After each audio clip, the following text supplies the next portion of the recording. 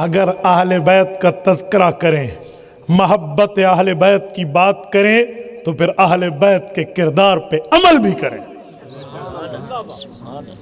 मैं कह रहा हूं मुझे कारी साहब से प्यार है, और कारी साहब को जिससे प्यार है उससे मुझे प्यार नहीं है, ये हो सकता है?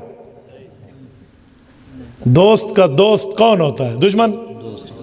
दोस्त का दोस्त दोस्त होता है।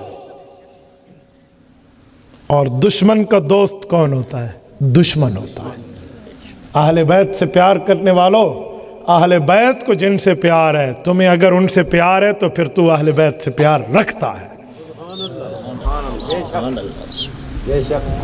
इनकान फी हुब्बिका सादिकन लअतातहु इन्नल मुहिब्ब लिमन युहिब्बु मुतीउ।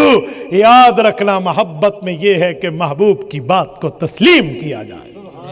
ऐसे मुहिब मुहिब लिए फिरते हैं, मुहिब मुहिब खेल रहे हैं, यूं खेला नहीं जाता, अमल में झलक होनी चाहिए।